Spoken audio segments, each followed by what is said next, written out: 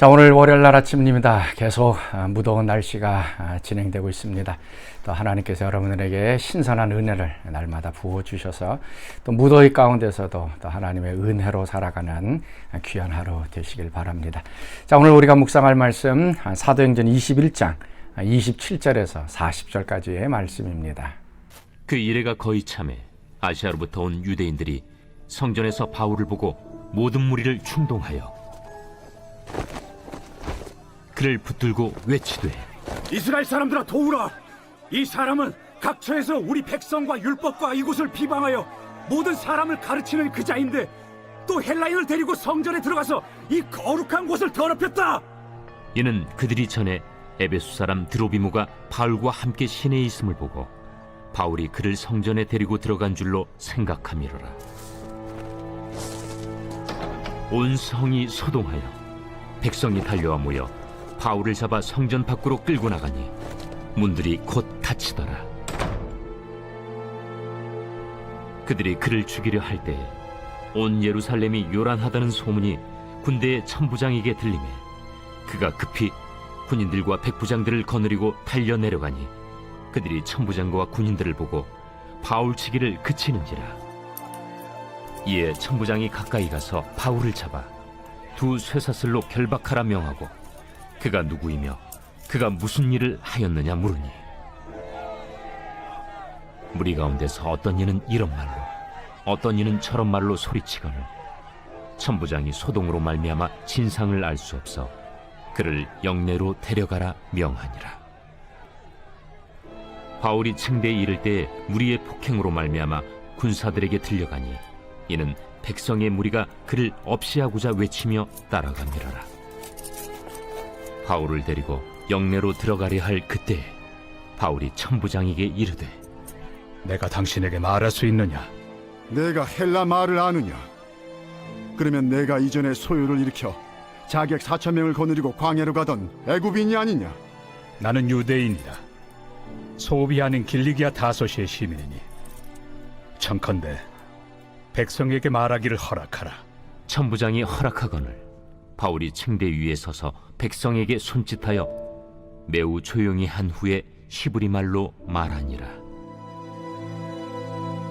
자, 오늘 말씀 보면 바울이 예루살렘에 올라가서 결국 붙잡히는 장면이 나옵니다.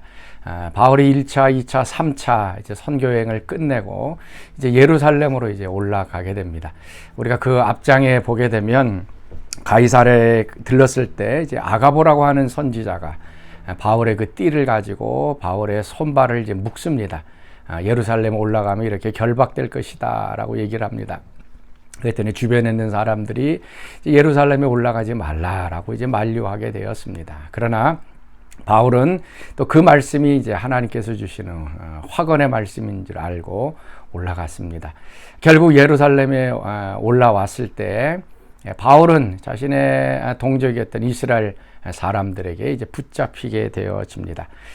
자, 오늘 말씀 보면 바울은 1차, 2차, 3차 전도 여행을 하면서 이방인들을 향해서 복음을 증거했습니다. 그래서 율법을 지키지 않아도 좋고 할례도 받지 않아도 좋고 그리고 예수만 믿으면 이제 구원받을 수 있다라고 하는 것을 이제 이방인들에게 전했습니다.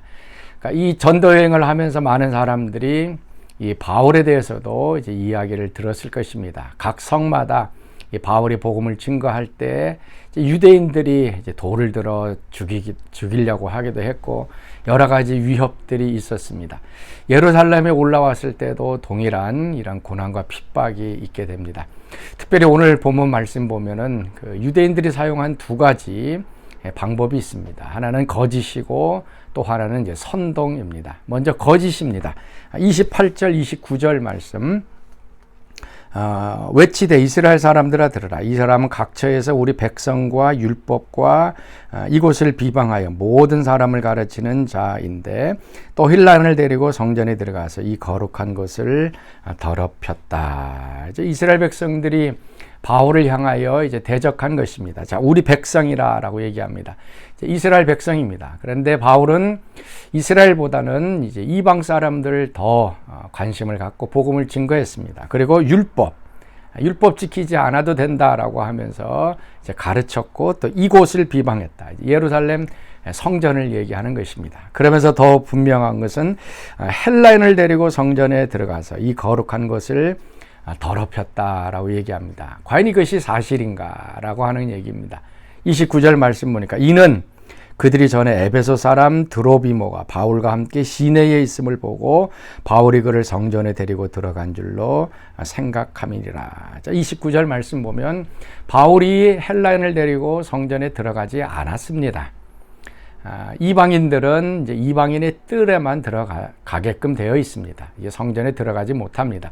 근데 이 사람들은 바울이 이 이방인을 데리고 성전에 들어갔다, 율법을 어겼다라고 얘기합니다. 왜 그런가 하면 에베소 사람 드로비보가 바울과 함께 시내에 있었던 것을 보았던 것입니다.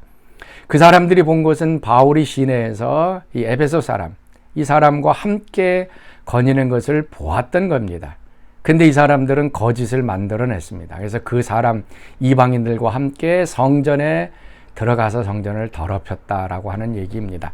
바로 이 거짓입니다. 있지도 않은 얘기를 추측으로 아니면 만들어내서 아니면 자신이 원하는 대로 또 비방할 거리를 만들기 위하여서 그냥 지어낸 얘기입니다. 바울은 헬라인을 데리고 성전에 들어가지 않았습니다.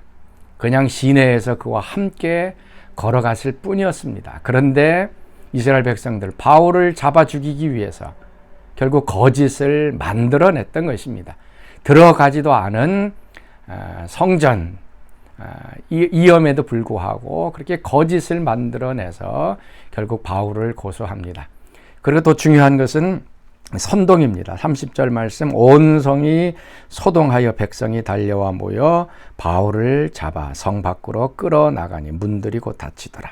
자, 27절도 마찬가지죠. 유대인들이 성전에서 바울을 보고 모든 무리를 충동하여 그를 붙잡았다.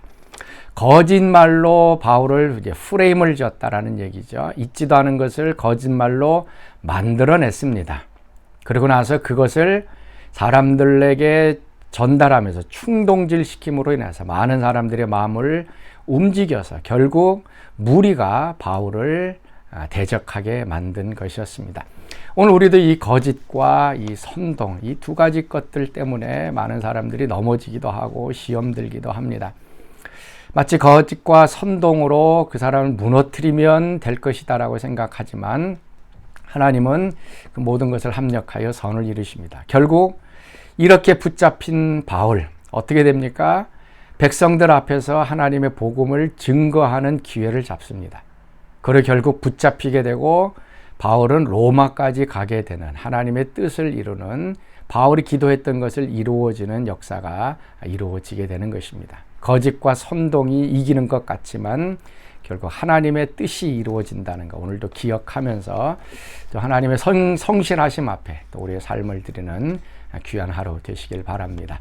자, 우리 같이 기도하겠습니다. 하나님, 오늘도 우리의 삶을 하나님께 드립니다. 여러 가지 거짓들로 혼란스러운 우리의 삶입니다. 그러나 그 모든 것들이 합력하여 선이 이루어져서 또 하나님의 뜻이 우리 가운데 펼쳐지는 귀한 저희들의 삶 되게 하여 주옵소서. 이제는 우리 주 예수 그리스도의 은혜와 하나님의 그 크신 사랑하심과 성령의 교통과 기름 부으심이 사랑하는 성도들 가운데 늘 항상 함께 하시기를 간절히 축원하옵나이다. 아멘.